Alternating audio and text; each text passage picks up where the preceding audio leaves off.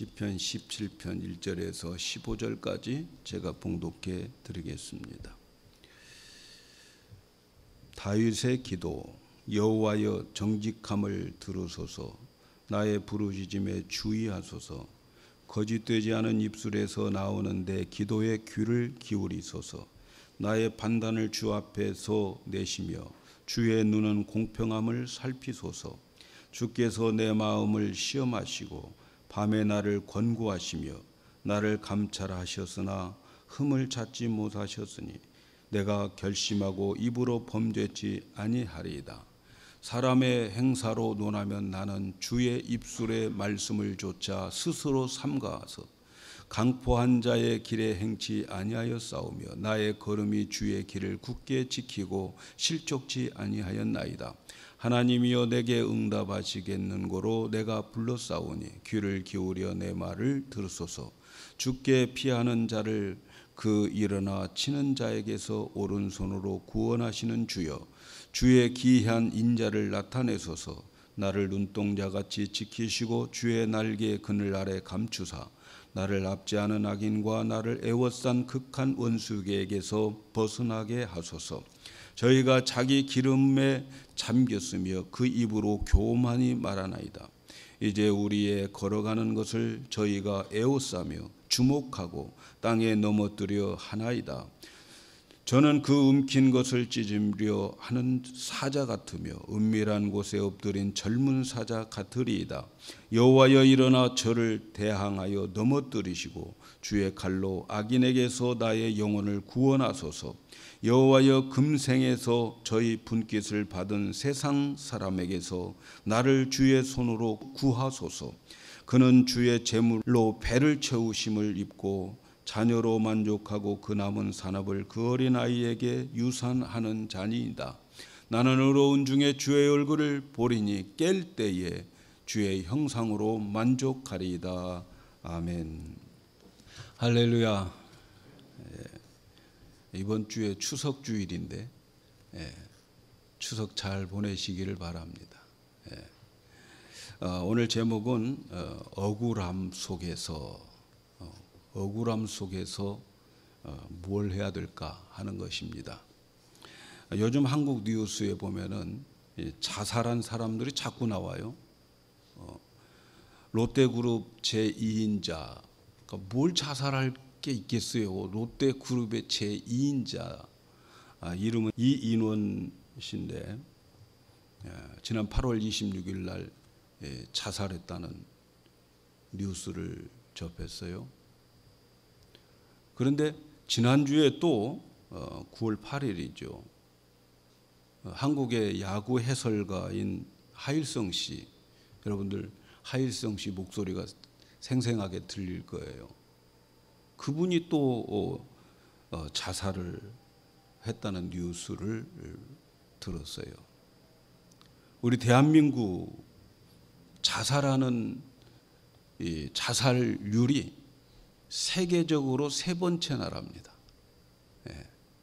그런데 65세 이상은 세계에서 1위의 자살률을 가지고 있는 나라니까 참 걱정이 돼요. 우리 교회 연세 드신 분들 절대 자살하지 마시기 바랍니다.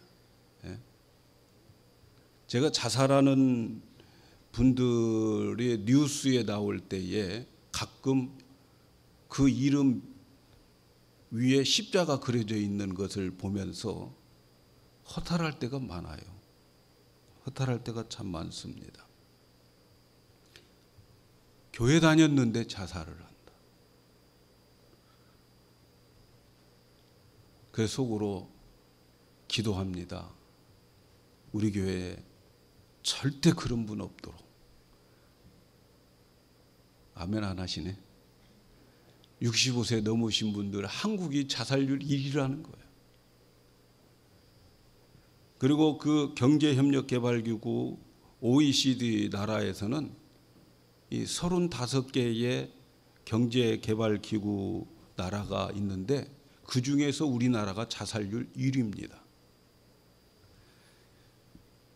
자살한 사람들을 보면 여러 가지 사연이 있어요. 그러나 이 사연 중에서 자살한 사람 중에 상당한 사람들이 자살하는 이유를 너무 억울해서 자살을 한다는 거예요. 억울한 일을 당해서 자살을 많이 한다는 거예요.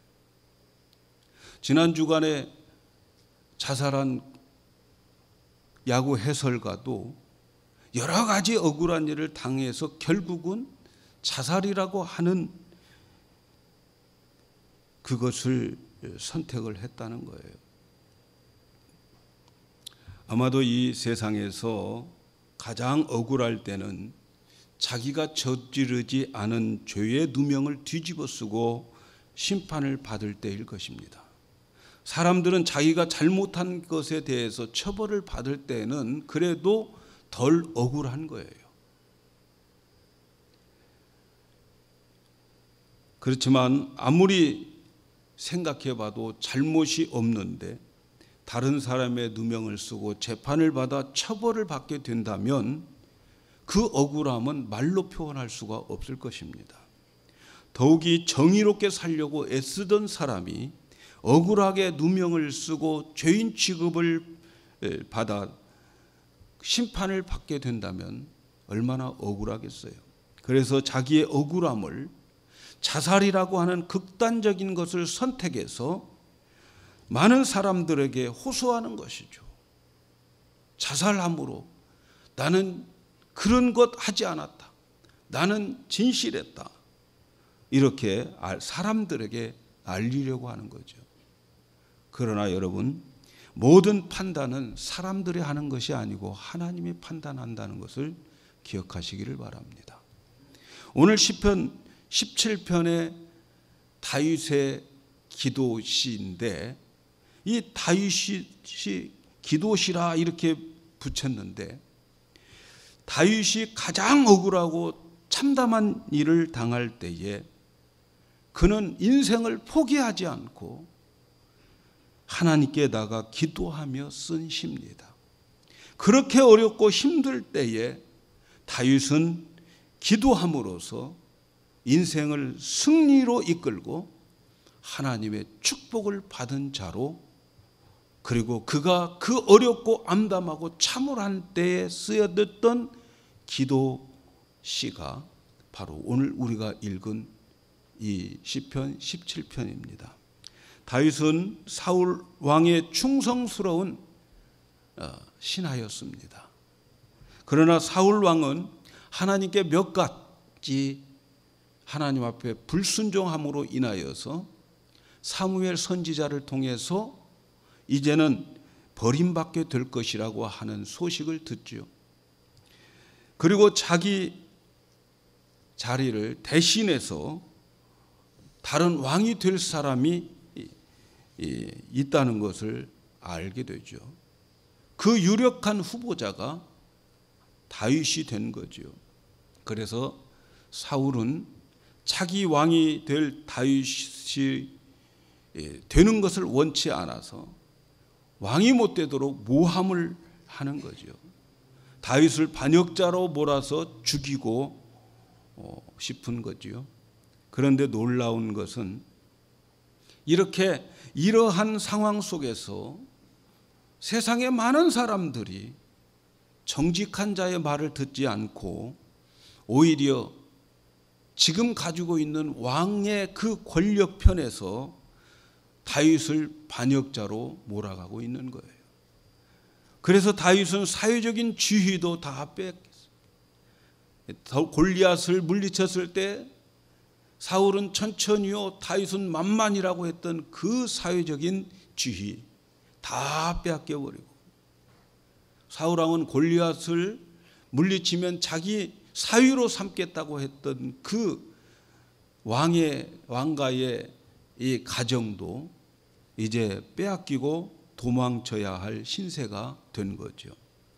그래서 시편 17편은 다윗이 이렇게 억울한 일을 당할 때에 억장이 무너지는 심정으로 하나님 앞에 고백하면서 드리는 기도가 이제 시가 되어서 우리에게 전해지고 있는 거죠. 여러분, 우리가 이 세상 살아갈 동안에 이런 일을 안 만나야 되겠지만 여러 모양으로 우리는 억울한 일을 당할 때가 있습니다. 하지도 않았는데 했다고 하고, 나도 모르는 일을 어느 날 누명을 쓰고 억울한 일을 당할 때 우리는 참 많이 있습니다. 여러분, 우리 기독교인들은 이렇게 억울하고 억장이 무너지는 일이 있을 때에 절대로 자살이라고 하는 극단적인 것을 선택하지 말아야 됩니다. 하나님을 믿고 예수님을 믿고 전능하신 하나님을 나의 아버지로 믿는 그러한 신앙생활을 했다고 한다면, 도대체 자살을 그런 믿음의 사람이 해버린다면 지금까지 믿는 그 믿음이 뭐냔 말이지요. 저는 우리 교회에 자살하는 사람 없기를 축복합니다. 예.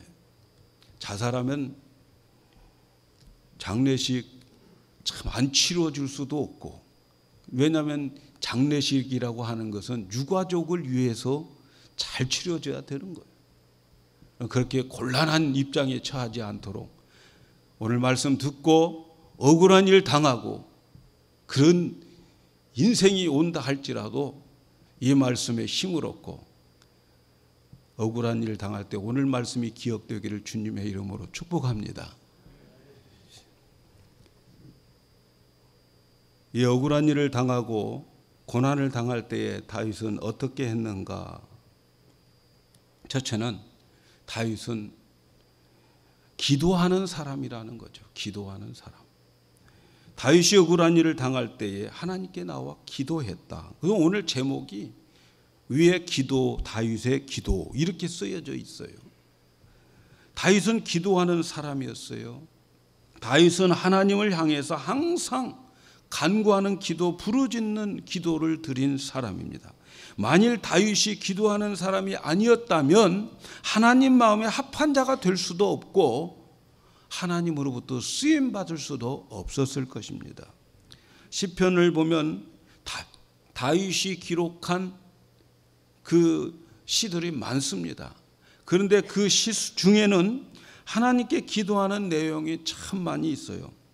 오늘 우리가 시편 17편을 읽어보면 여러분 17편의 가장 키워드는 1절입니다.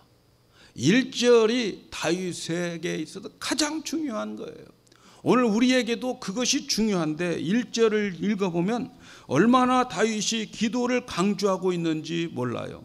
여호와여 정직함을 들으소서, 나의 부르짖음에 주의하소서, 거짓되지 않은 입술에서 나오는 내 기도에 귀를 기울이소서. 여기에 보면 3번 강조하잖아요. 여호와여 정직함을 들으소서. 기도해요. 나의 부르짖음에 주의하소서. 기도해요. 내 귀에 기도를 기울이소서. 나의 기도에 하나님 귀를 기울여 달라고 기도해요. 다윗은 악한 자의 모함을 받아서 억울한 누명을 쓰게 되었을 때에 그는 하나님께 와서 하나님 앞에 기도했다는 거예요. 하나님의 백성들이 억울한 일을 당할 때에 있습니다. 여러분, 우리에게 억울한 일을 당할 때 우리가 어떻게 해야 되느냐? 첫째는 먼저 중요한 것은 그 악한 자의 손에서 빨리 빠져나와야 돼요. 도망쳐 나와야 돼요. 네? 도망쳐 나와요. 왜냐하면 지금은 하나님의 때가 아니고 악한 자의 때이기 때문에 그렇습니다. 이럴 때는 악한 자 앞에서 도망쳐 나오기 위해서 바짝 자세를 낮추고 악한 자와 정면으로 승부를 걸면 안 돼요. 화가 나 있고 악한 자가 나를 죽이려고 할 때는 어떻게 해서든지 그 현장 빠져나와야 돼요.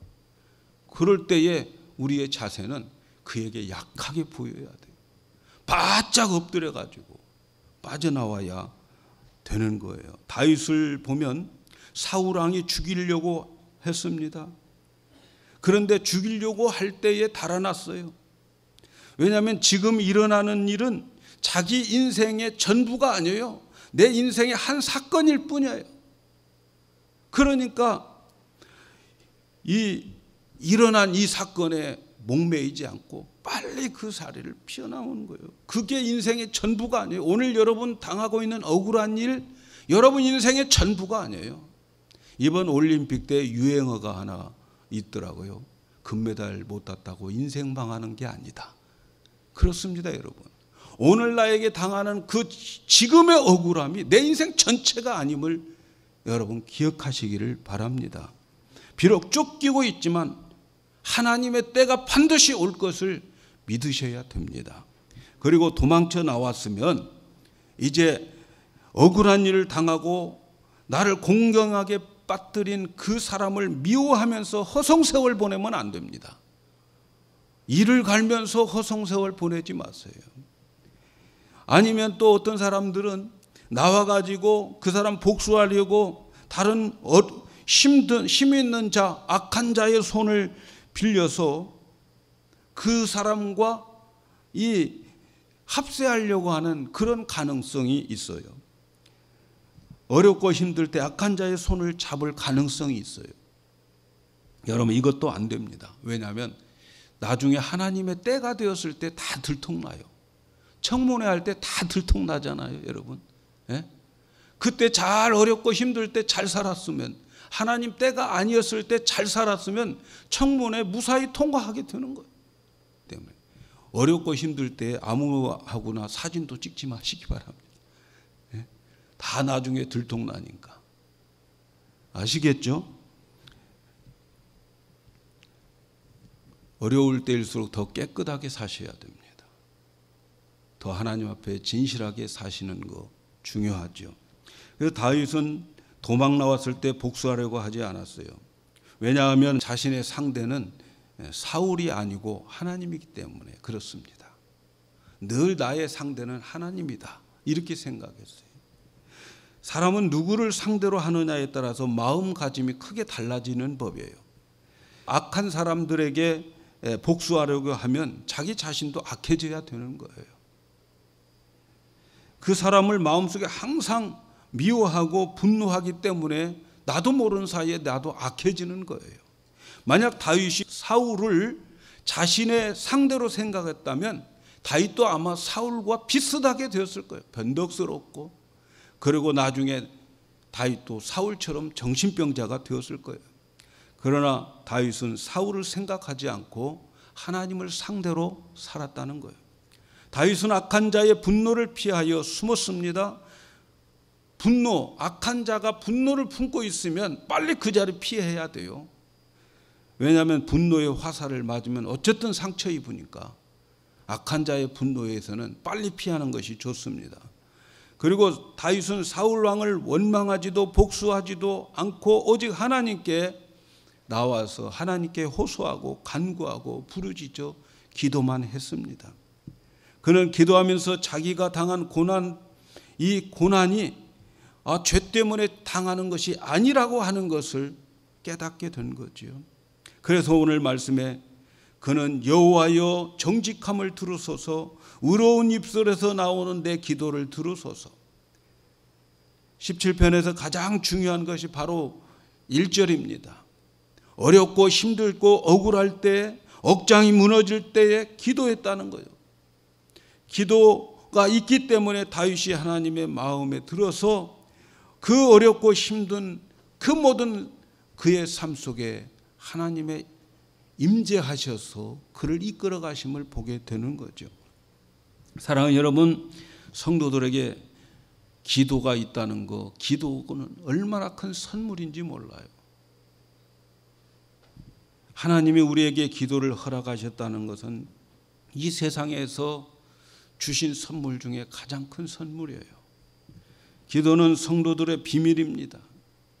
기도는 지구 어느 곳도 어느 곳으로도 할 수 있는 것이에요. 기도를 막을 힘을 이 세상에 아무것도 없어요. 우리가 감옥에 들어가도 감옥에서 기도하고, 전쟁터에 가도 전쟁터에서 기도하고, 위기 속에 있어도 위기 속에서도 기도하고, 심지어 입을 다물게 해도 우리는 마음으로 기도하는 거예요. 여러분, 이 세상의 기도는 막을 수 있는 것이 아무것도 없어요. 하나님께서 우리에게 이 기도에 대한 선물을 주신 것이 얼마나 큰 선물인지 몰라요. 여러분, 우리가 기도하면 하나님은 우리의 기도를 들으시고 일하십니다. 그래서 기도는 우리가 하는 일에, 여러분이 하는 그 일에 하나님의 능력이 임하게 하는 그 하나님이 정해놓은 방법이에요. 우리 모두는 모든 일에 하나님이 일하시면 가장 좋은 것으로 우리를 이끌어 가심을 믿어야 됩니다. 여러분 하시는 그 일, 여러분의 삶 속에 있는 그 모든 일에 여러분 기도하면 하나님은 그 일에 임재하시고 하나님이 일하심을 믿으시기를 바랍니다. 억울함 속에, 실패 속에, 좌절 속에 기도할 때에 하나님 일하시는 것을 꼭 믿으시기를 축복합니다. 두 번째 생각해 볼 것은 기도자의 삶이에요. 우리가 다윗의 기도에서 기도하는 자세를 발견할 수 있는데 2절 3절에 보니까 나의 판단을 주 앞에서 내시며 주의 눈은 공평함을 살피소서. 주께서 내 마음을 시험하시고 밤에 나를 권고하시며 나를 감찰하셨으니 흠을 찾지 못하셨으니 내가 결심하고 입으로 범죄치 아니하리이다. 여기서 다윗이 하나님께 고백하는 것은 자기는 악한 자들이 비난하는 그런 죄를 짓지 않았다는 거예요. 물론 하나님 앞에서 잘못한 것이 없는 사람이 어디 있겠습니까? 하나님 앞에 잘못한 것이 있지만 적어도 지금 악한 자들이 억울하게 누명을 쓰는 그 일은 하지 않았다고 하는 것을 분명히 하나님은 아신다는 거예요. 다윗은 밤에 하나님의 눈으로 자기 자신을 살펴보았어요. 도대체 얼마나 큰 죄를 내가 지었기에 모든 것 다 잃어버리고 그리고 알거지가 되어서 이렇게 맨손으로 도망쳐야 되는 신세가 되었는가? 밤중에 자기 자신을 하나님 앞에서 살펴보았어요. 그런데 이것은 내가 죄를 지어서 하나님의 심판을 받는 것이 아니라 이것은 마귀의 시험에 걸려들었다는 거예요. 내가 죄졌기 때문이 아니라 마귀의 시험에 걸려들었다는 거예요. 지금 내가 당하는 고난을 나의 죄로 인하여 받는 하나님의 심판이 아니라 하나님의 연단이라고 하는 거예요. 제가 대학 4학년 때에 정말 납부금이 인생에 있어서 최고로 많은 기도 제목인데 4학년 1학기 때에 아마 5월이 가까워지는데 납부금을 못 냈어요. 그래가지고 그 납부금을 못 냈는데 제가 그때 한전을 이제 3학년 때 시험 봐가지고 다니고 있을 때인데 한전에서 한 달 출장비를 주어가지고 하여튼 내일 어떻게 될지언정 학교 등록부터 하자 해가지고 등록금을 내기로 하고 어머니에게 말해서 덜 큰 돼지 팔아가지고 하여튼 30만 원을 만들어가지고 이제 등록을 하려고 교회에 가서 잠깐 기도하고 이제 어디로 내야 되는지 등록금이 기간이 지났으니까 어디다 낼지 모르겠는데 그때에 교회 사무실에 가서 전화를 하고 왔는데 그 돈을 또 누가 가져가 버렸어요. 그래가지고 그때 하나님께 기도하는 거예요. 기도가 나오나 주여 주여 하다가 실컷 울다가 안 되겠다. 휴학하고 군대 가자. 그리고 이제 기도하고 군대에 가야 되겠다 생각하면서 도대체 왜 하나님께서는 나에게 이렇게 어려움을 주실까? 무슨 죄가 있을까? 이런 생각을 해봤어요. 저는 그때만 해도 무지하게 열심으로 신앙생활했어요. 새벽 예배도 다녔지, 주일학교, 또 청년부, 교회 활동 다 했어요. 그러니까 교회 학교 집만 알고 살아온 모범생이었어요. 저는 정말. 다른 데 가본 적이 별로 없어요. 그런데 왜 하나님이 나에게 이랬느냐. 그래서 제가 이제 그날 교수실로 가서 지도 교수실에 가서 노크를 하니까 문을 열어보고 나를 쳐다보더니 야, 너 왜 아직까지 등록금 못 냈어? 교수님이 저한테 야단치는 거예요. 그래가지고 제가 그렇게 이야기를 했어요. 예, 제가 그 등록금 어저께 도둑 맞았어요. 그랬더니 교수님이 하시는 이야기가 야, 그 돈을 어떻게 마련한 돈인데 하고 한 5분 동안 우리 둘이 아무 말도 않고 있었어요.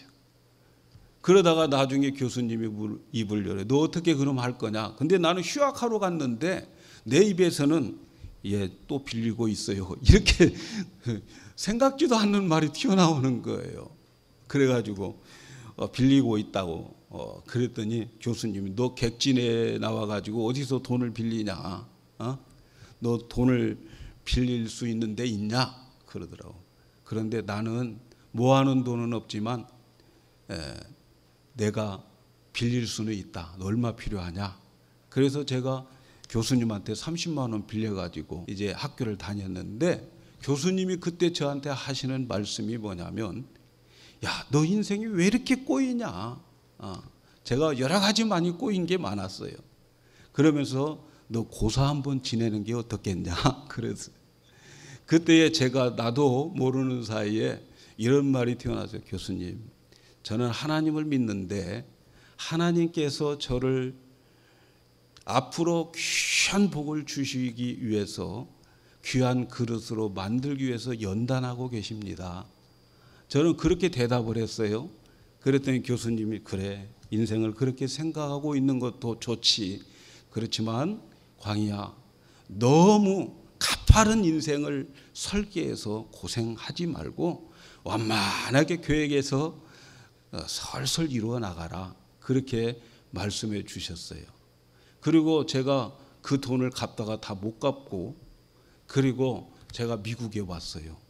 그리고 나중에 교수님을 찾았는데 그 교수님이 벌써 정년 퇴임하고 이제 할아버지가 되셨어요.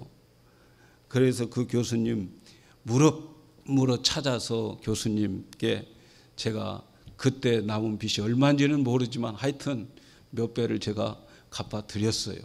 그러면서 식당에서 제가 물어봤어요. 교수님, 제가 그때에 교수님이 저보고 고사를 한번 지내라고 그러셨는데 제가 지금은 목사가 되어서 교수님께 왔습니다. 그랬더니 야, 그때는 네가 너무 어려워서 너에게 힘주려고 그렇게 한 말이야.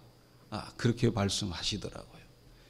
여러분, 하나님께서 우리에게 주실 때 심판이 있고 연단이 있어요. 오늘 다윗은 지금 연단을 받고 있다는 거예요. 내가 죄를 졌기 때문에 이러한 어려움을 당하는 것이 아니고 연단을 받고 있다, 이런 거예요. 여러분, 벌 받고 난 후에는 아무것도 없어요. 심판과 연단은, 어려움은 똑같이 당해요. 그러나 그 성격은 완전히 다르다는 것을 아시기를 바랍니다. 내가 하나님 열심히 믿고 있는데, 열심히 봉사하고 열심히 하나님 찾고 하나님 섬기고 있는데 나에게 어려움이 올 수도 있어요. 그건 연단이란 말이죠. 그러나 내가 죄를 지어가지고 받는 심판도 있다고요. 심판은 벌 받는 거지요. 심판은 우리의 죄를 벌 주기 위해서 고통 주는 거예요. 심판 그 자체에 목적이 있어요. 그래서 심판을 받고 벌을 받고 나면 아무것도 나에게는 보상이 없어요. 아무것도 남는 게 없어요. 회복도 없고 보상도 없어요. 연단의 목적은 그러나 그게 아니에요. 연단은 그 연단 받고 나면 축복이 있어요. 그 연단을 받고 보면 보상이 있고 회복이 있고 하나님이 그에게 주려고 준비해 놓은 복이 있다는 거예요. 다윗은 지금 그 연단을 받고 있습니다. 여러분, 어렵고 억울한 일 당합니까? 거기에 연단이라고 생각되어지면 더 참고 더 기다리기를 바랍니다. 다윗은 하나님 보시기에 부족해 보였지만 사람의 기준으로 본다면 말씀대로 살았다고 그래요.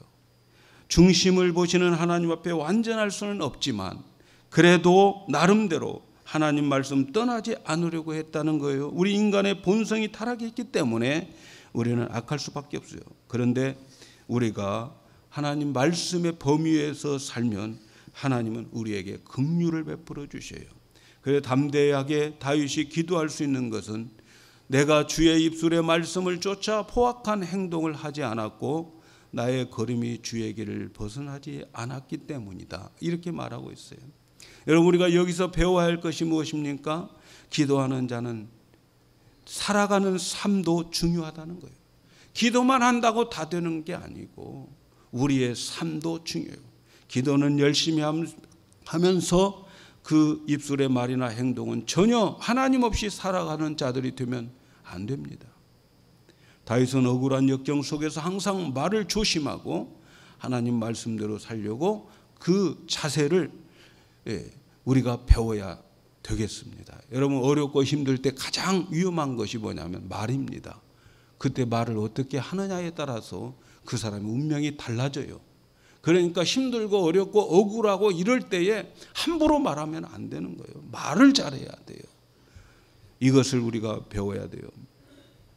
여러분, 그렇다면 경건치 못한 자는 기도할 수 없는가? 아닙니다. 주홍같이 붉은 죄를 지었을지라도 하나님 앞에 나와서 예수님의 그 보혈에 힘입어 기도할 수 있어요. 하나님 앞에 나와서 나의 잘못을 솔직하게 고백하고 예수님의 보혈의 십자가의 보혈로 덮고 주님 앞에 나가는 거예요. 여기서 가장 중요한 것은 하나님 앞에 나오는 거예요.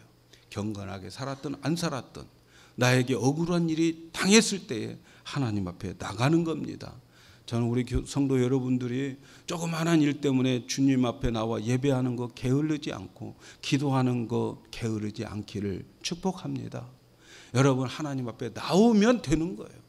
나오기 싫어서 억지로 나오는 것이 더 성숙한 것입니다. 여러분, 교회에 오고 싶어서 나오는 사람하고요, 교회에 가기 싫은데 나온 사람하고 누가 더 성숙한 줄 아십니까?